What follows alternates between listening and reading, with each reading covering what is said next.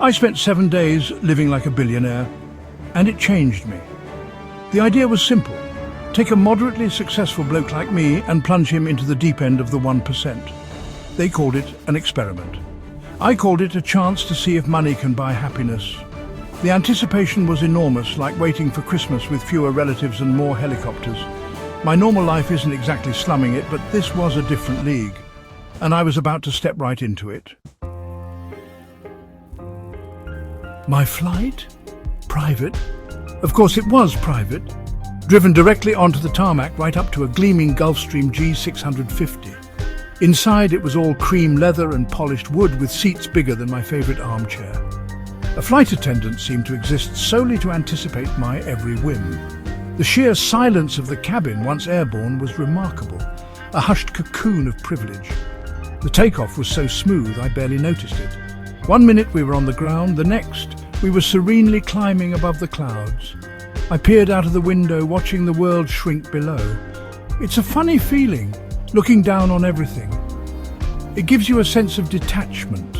We weren't flying for long, but it was long enough to get a taste of a life so far removed from the everyday. As we began our descent, I felt a pang of something. Not sadness, not yet, more like bewilderment. This was just the beginning. Day 1, hour 1, and already my perception of travel had been irrevocably altered. Commercial flights would forever feel like being herded into a cattle truck. Thanks, Billionaire Week. You've already ruined something for me. Upon landing, no tedious passport control or baggage claim. A sleek black limousine was waiting, practically on the runway. Our destination, a hotel. But calling it a hotel is like calling Buckingham Palace a house. The suite wasn't a room, it was an apartment. A vast, sprawling expanse of prime real estate. This suite costs more per night than my entire month's rent. It had several bedrooms, multiple bathrooms, a dining room, a living room, a study, and probably a secret passage or two. The bed in the master bedroom was so large you could have parked a small car on it. Everything was marble, silk, and ridiculously high thread count cotton. The taps were gold, actual gold. There was a fruit bowl the size of a small paddling pool filled with exotic fruits I couldn't name. A bottle of champagne, older than some of my colleagues, sat chilling in an ice bucket. It was all a bit much, if I'm honest. Impressive, undeniably, but also overwhelmingly impersonal. It felt like a museum exhibit, life of the ridiculously wealthy circa now. I wandered around touching things. The sofas were so soft, you risked being swallowed whole.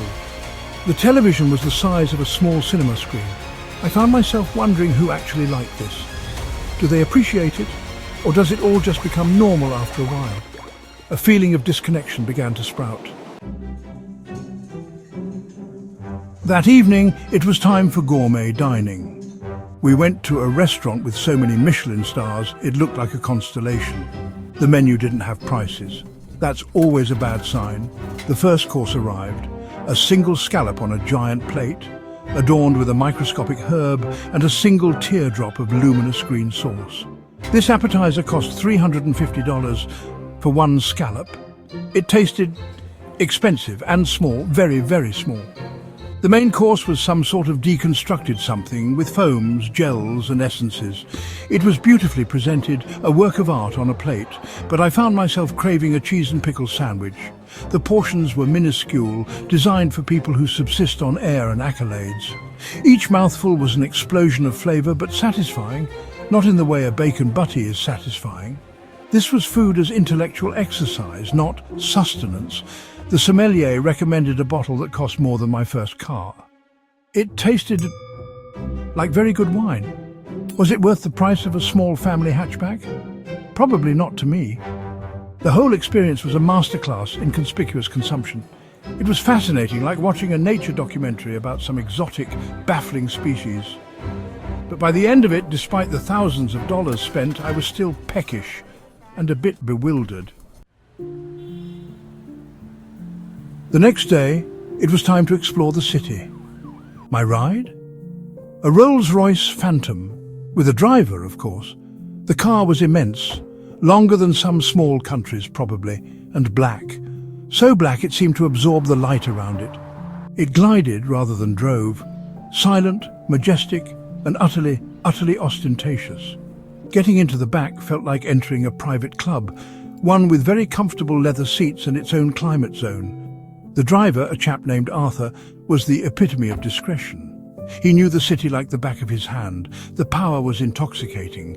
Not the power of the engine, though that was considerable, I'm sure, but the power of simply saying, "Take me there," and having it happen, effortlessly. We cruised through the streets, a silent, imposing presence. People stared. Of course they stared. Inside, though, I was still the kid from Doncaster, slightly agog at the sheer absurdity of it all. The suspension was so good you could probably perform open-heart surgery in the back. Not that I tried. It was an exercise in splendid isolation. The thick windows muted the sounds of the city to a distant hum. The world outside seemed to be playing on a screen, while I sat cocooned in my leather-lined, air-conditioned bubble. It made me think, is this what being truly wealthy is like? Being separated from the very world you supposedly command? One of the defining features of this billionaire lifestyle was the personal assistant. Mine was a terrifyingly efficient woman named Penelope. Or perhaps it was Persephone. She was always there, yet never intrusive. A silent, omniscient presence. Need anything? My assistant had it done before I even finished asking, sometimes before I even realized I needed it. It was like having a mind-reading genie, but one who wore very sensible shoes and carried a tablet computer instead of a lamp. "Mr. Clarkson," she'd say, materializing soundlessly at my elbow, "your afternoon tea is arranged at 4. The speed and efficiency were staggering. Problems simply dissolved. A forgotten phone charger, a new one appeared, a sudden craving for a specific obscure brand of crisps.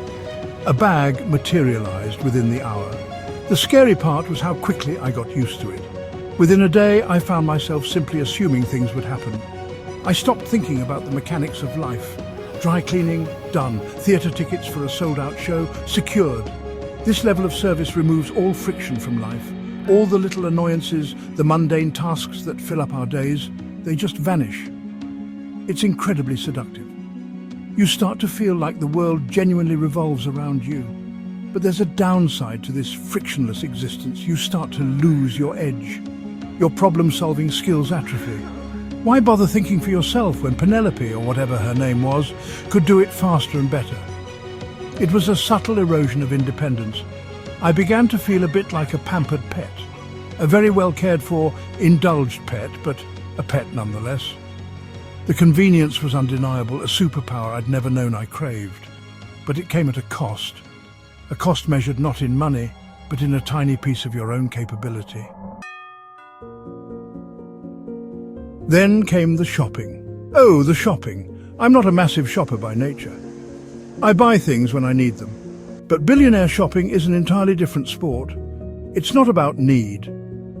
We went to a street lined with shops whose names I only knew from glossy magazines. I picked up a watch. A nice watch, very shiny. He then mentioned a price that could buy a decent family car for a watch. My phone tells the time, and it can make calls. This watch just told the time, expensively. "Pick out whatever you like, Mr. Clarkson." So I did. In about 10 minutes, I'd notionally dropped £10,000. I didn't feel anything, the utter detachment that vast wealth can bring. When money is no object, the objects lose their value. It's fun for about 5 minutes, then it just gets boring. No challenge, no sense of achievement. The week progressed with more of the same. More incredible food that I didn't quite understand. More luxurious surroundings that felt increasingly like a beautifully designed film set. There was a party on a yacht, naturally, because what's the point of being a billionaire if you can't throw a party on a yacht? It was exactly as you'd imagine. Beautiful people, expensive champagne, music thumping into the night. Everyone seemed to be having a fantastic time. Or at least they were very good at pretending they were. I mingled, I chatted, I tried to look like I belonged, but it felt like I was watching it all through a thick pane of glass. The conversations were different. People talked about their other yachts, their private islands, their latest multi-million-dollar art acquisitions. It wasn't boasting, not exactly. It was just their normal, their reality. a reality so far removed from mine. It was like listening to aliens discuss their home planet. I tried to join in. My Ford Focus is running quite well, I offered at one point. It didn't quite land. The smiles were polite, but vacant. I was an outsider, a tourist in their world of unimaginable wealth, and they knew it. The opulence was relentless. One evening, a private concert by a moderately famous musician in the hotel ballroom, just for a handful of guests.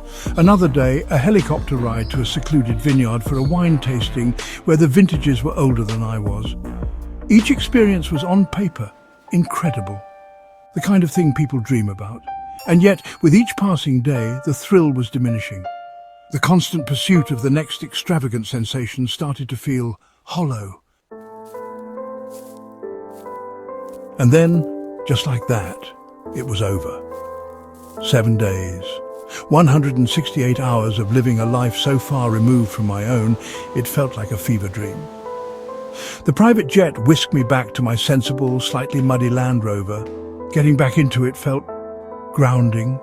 The familiar smell of old dog and countryside, the satisfying clunk of the door. It was real, it was mine. And suddenly it felt more luxurious than any Rolls-Royce. Living like a billionaire for a week was incredible. Don't get me wrong, it was an astonishing, eye-popping, jaw-dropping experience. I saw things I'll never see again, did things I'll never do again. The sheer, unadulterated freedom that comes with limitless money is a powerful drug. No queues, no compromises, no worries about the cost of anything. It's a seductive world, make no mistake. For a short while, you genuinely feel like a master of the universe. Everything is possible, everything is available. And that in itself is an extraordinary sensation. But it was also empty, profoundly, surprisingly empty. The constant chase for the next thrill, the next luxury, the next exclusive experience, it's exhausting and ultimately unfulfilling. The happiness it brings is fleeting, superficial, like candy floss. Sweet, exciting for a moment, then gone, leaving nothing but a sticky residue. I found myself missing the small things. The satisfaction of cooking a decent meal, the challenge of fixing something that's broken, the simple pleasure of a pint down the pub with mates, talking nonsense, things that money can't buy, or if it can, it somehow devalues them. So what did I learn? That money can buy a lot of things. Comfort, convenience, access, astonishing levels of service. It can insulate you from the harsh realities of the world, but it can't buy genuine connection. It can't buy purpose. And it certainly can't buy lasting happiness. That week changed me, yes. It made me appreciate the things I have, the real things, far more than I ever did before. And it made me realize that while being a billionaire might look like the ultimate dream from the outside, the view from the inside of that gilded cage can be a surprisingly lonely one. Now, if you'll excuse me, I think I fancy a cheese and pickles sandwich, and I'll make it myself.